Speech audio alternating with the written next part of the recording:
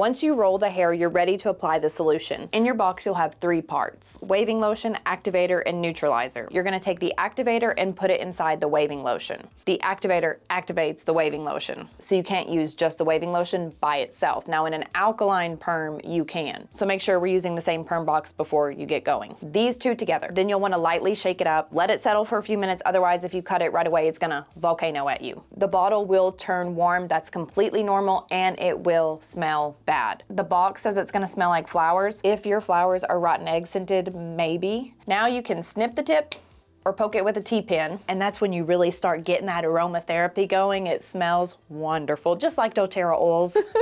You wanna make sure that the hair is still wet. I like to spray mine really well, lifting the rod up to get the belly, just to make sure. If you put perm solution on hair when it's dry, it's gonna fry it. Then you wanna take a towel and blot this because you don't want it to be too wet. It shouldn't be dripping off the rods. Now you wanna apply cotton around the hairline. This Cellu cotton you can get on Amazon or at Sally's. It's $7-ish for 40 feet. If you're doing a full head, you're gonna wrap it around, and you can either tie it in the front or tie it in the back. Oh, there she goes.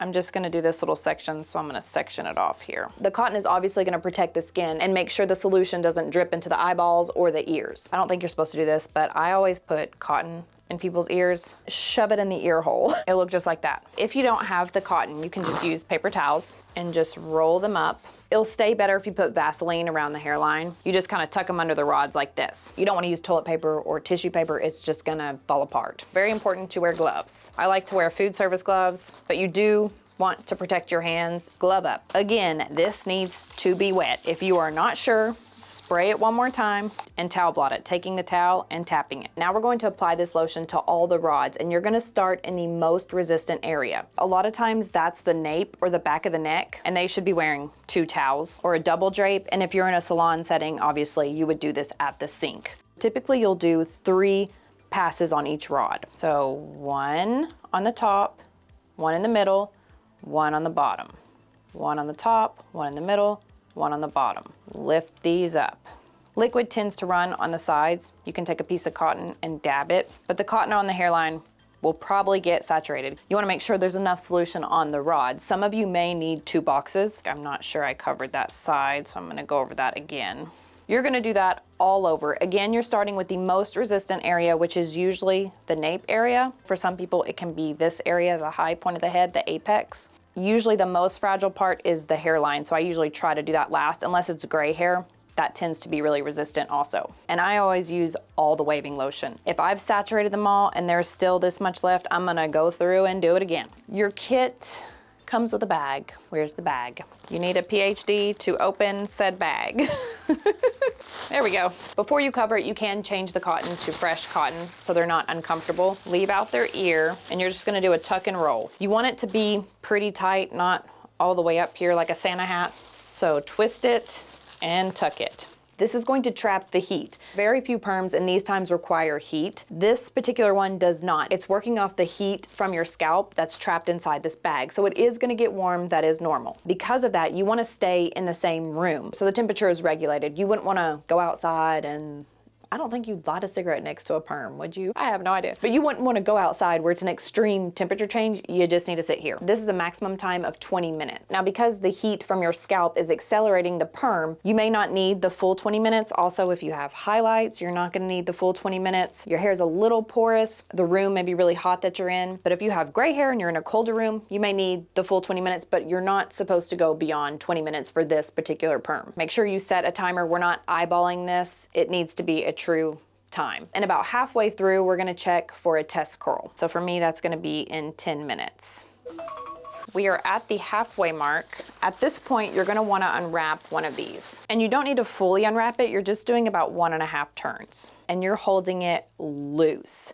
You don't wanna hold it tight like this and stretch the hair out. You're trying to curl the hair, and I'm only doing that because it's a mannequin. So very loose, you're looking for this S shape. That sounded like I had my retainer in when I said that, S shape. Can you see it there? It's starting to form the curl pattern. If you have no shape, it needs more time. And if yours is frizzy or mushy, it's over-processed. This looks perfect. I'm gonna leave it on a little bit longer because it is just a little bit limp. But you're gonna start checking for this S curl every few minutes now that you're halfway through. Because everyone's hair is different, you can't say 20 minutes is true for everyone. So that's kind of how you gauge how much time you're gonna need. Pretty similar to highlights. There is no one set time for bleaching hair. You apply the lightener or bleach, and then you're constantly checking it to see if it's lifted to the level that you want. Same with perms. You can't just say 20 minutes and that's final. You need to always be checking it to make sure it's not under-processed or hopefully not over-processed. And typically, let's say you have the whole head wrapped, you would wanna check rods in each area of the head. So one at the nape, one at the crown here, and one at the hairline, which is the most fragile part. So you'll be taking 3 rods each time you check. That looks good, so now we're gonna move on to the next step. For the next step, you probably wanna take the cotton and give the person a towel to cover their face and just do your best. But we're gonna rinse these for 5 minutes. You are not taking the rods out, and it has to be a full 5 minutes. So not 5 minutes in my world, which is really like 30 seconds because I can't sit still.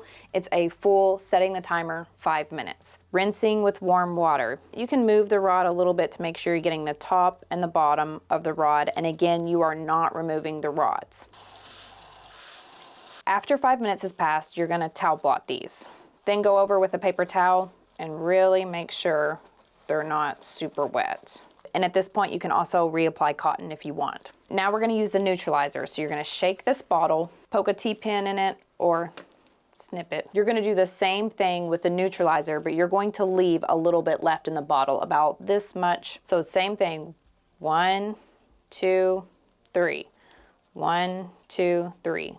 Top, middle, bottom. Then we just wait 5 minutes. So the waving lotion, the first step we did where we mix the waving lotion with the neutralizer, that reduces or almost breaks the disulfide bonds. English is hard. So we had straight hair, we're breaking the bonds to turn now curly. They're forming over the rod. How we seal the deal, make sure they stay curly, is by reforming the bonds with neutralizer. So this tells the hair, hey, we're gonna be the shape of this rod. So it's important that everything is saturated. Once the 5 minutes is up, you're gonna really carefully remove these rods.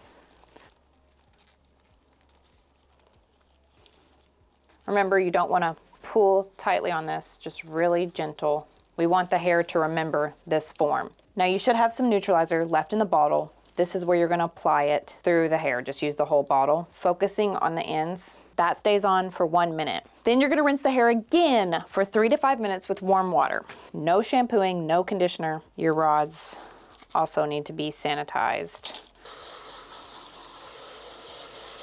Then you can lightly towel blot it. I usually just leave them. I don't even comb through it. If you do want to comb through it, use a wide tooth comb. This is the smaller curl. I love that one. I try not to mess with it and just let it be. Obviously, it's gonna look a little bit more defined and on purpose if it has a product and you twist it around your finger. I try to just stay away from that so it can just set. And you definitely don't want to shampoo or condition this 48 hours after. If you put water on this, it's gonna go limp. So that includes sweat, being at the gym, any sauna, any sort of activity that would cause this to get wet. Rain, 48 hours, it's an excuse to do nothing. You just leave it. After the 48 hours, then you can put mousse, wash it, shampoo it, condition it, gel, however you want to do it. And some people just get perms just to add volume and blow dry them straight. So you could do that as well. But if you forget anything, the directions are always on the inside of the box, and I'll put a shorter form in the description box. Hang on, I forgot. You are not drying these either with a diffuser or blow dryer, anything. They just air dry. You can do this to kind of puff them up a bit. But again, no water, no sweat, no shampoo, 48 hours, no blow drying. And it will have this smell. That's normal.